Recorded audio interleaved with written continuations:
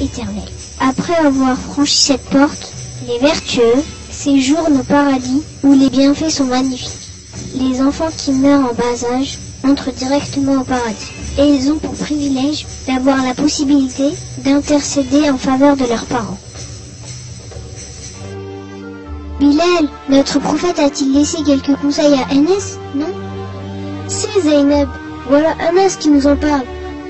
Le premier conseil que le prophète m'a donné était « Cher enfant, ne révèle à personne le secret que tu gardes de moi. Cher enfant, accomplis ton ablution correctement pour que ta vie soit longue et que les anges te protègent. Cher enfant, purifie-toi rituellement tant que tu le pourras, parce que celui qui trépasse ainsi est considéré martyr. »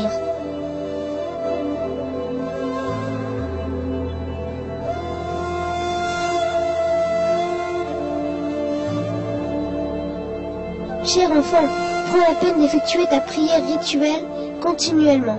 Si tu le fais, les anges prieront pour toi. Sois respectueux avec les vieux, musulmans et affectueux avec les jeunes.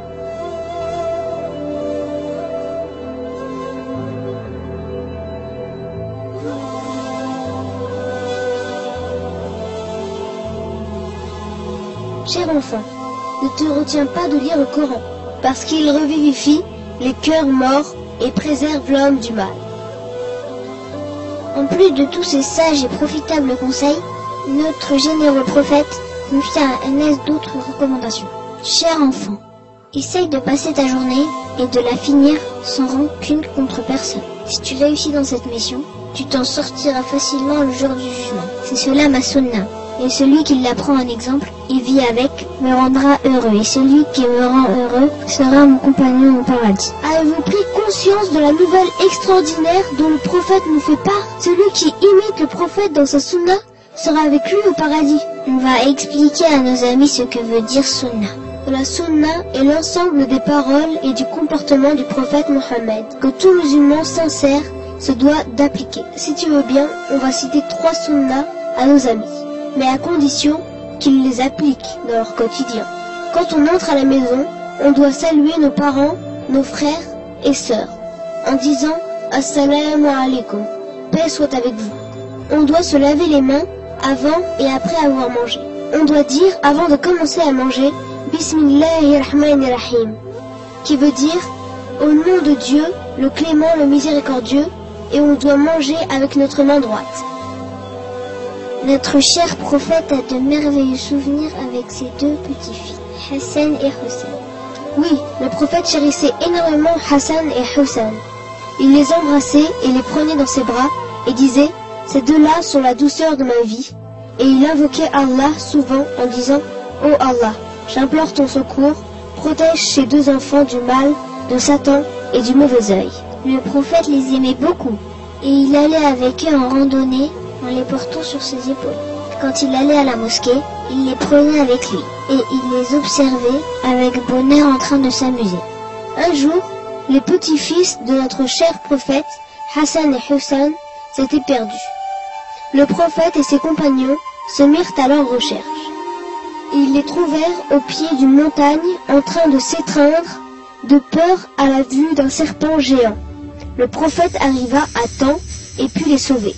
Puis, ils rentrèrent heureux et soulagés en remerciant Dieu de leur avoir sauvé la vie. Alors, si l'on veut éviter que ce genre d'incident arrive, il faut toujours demander à nos parents la permission d'aller ou non à un quelconque endroit. L'un des enfants qui a grandi à côté du prophète est Oussama ibn Zaïd. Notre prophète le valorisait en disant « Oussama est la personne que j'aime le plus ». Un jour, le prophète le conseilla en disant « Oussama, sois prudent avec les animaux qui sont sous ta responsabilité, sinon ils se plaindront de toi le jour du jugement. »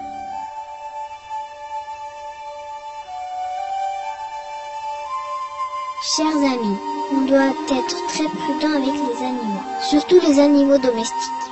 On doit prendre soin d'eux et les nourrir, et surtout ne pas être cruel et les faire souffrir, comme aiment le faire les méchants enfants. Notre prophète a un beau souvenir avec un vilain enfant, prénommé Rafi, Zainab.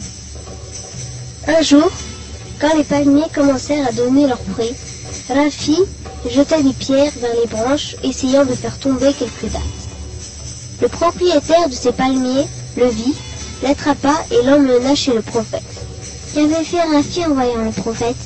Il avait tellement honte que son visage rougit et il baissa la tête. Et notre prophète, qu'a-t-il fait? Quand le prophète le vit, il lui sourit et lui caressa la tête. Puis il demanda, « Cher enfant, pourquoi jetais-tu des pierres sur les palmiers de cet homme ?» Rafi répondit honteux, « J'avais très faim, je voulais manger. » Le prophète lui dit, de sa tendre et douce voix, « Ne jette pas de pierres sur le palmier, cher enfant. Mais si tu veux, tu peux prendre les dattes tombées sur terre, avec la permission de leur propriétaire. » Et il le laissa partir, puis invoqua Allah en disant, « Oh Allah, nourris cet enfant. » Je crois que Rafi s'est senti vraiment soulagé. Oui, cher ami, on ne doit pas prendre les choses qui ne nous appartiennent pas sans la permission de leur propriétaire, pour éviter de tomber dans des situations aussi embarrassantes. Chers amis, les jours où les enfants sont plus heureux que jamais sont les jours des 2 fêtes religieuses. Exact? Oui, je me sens tellement exalté la veille de la fête que je ne peux fermer l'œil de la nuit. Je vais au lit tout en tenant mes vêtements neufs dans ma main. Il y a un incident heureux entre le prophète et une petite fille dans un jour de fête, n'est-ce pas Bilal? Si Zaynab, dans un beau jour de fête, le prophète marchait dans les rues de Médine. Tout le monde était comblé de joie. Le bonheur se lisait sur leur visage. Quand les enfants couraient de joie, montrant leurs beaux habits fièrement, le prophète aperçut une petite fille, ayant un air triste assise dans un coin. Ses vêtements étaient rapiécés et ses chaussures usées. Elle pleurait en cachant son visage derrière ses mains.